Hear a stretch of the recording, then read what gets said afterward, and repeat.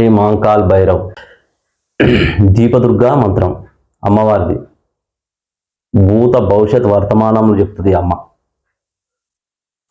దుర్గాదేవి పటం పెట్టాలి, ఇంట్లో పెట్టుకోవాలి అమ్మవారి పూజ గదిలో.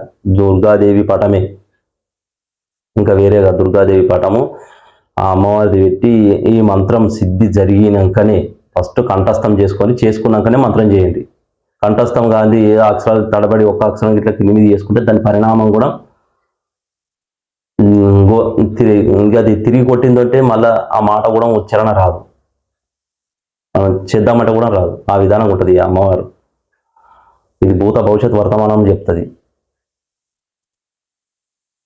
ఈ అమ్మవారికి పెట్టే నైవేద్యం స్వీటు ఏదన్నా కానీ ఈ అమ్మవారికి నైవేద్యం పెట్టాలి. నైవేద్యం పెట్టండి, మీకు మంత్రం పలకదు, అమ్మవారు రాదు.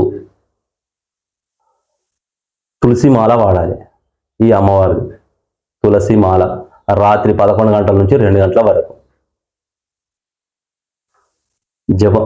జపము 108 చేసి గురువుగారు నేను 108 చేశాను నాకు మంత్రం సిద్ధిస్తలేదని కాదు, 3 గంటలు కూర్చొని చేయాలి. అట్లయితేనే జపం ఈ మంత్రం తీసుకోండి, లేకపోతే మంత్రాల తెరు పోబాకండి. ఈ మంత్రం అం క్రోం దుం దీపదుర్గే ఆవేశ సకల భూత భవిష్యత్ వర్తమానం మమ కర్ణ ప్రవేశ్య క్రోం దుం అం ఓం పట్ స్వాహ. ఇది మంత్రం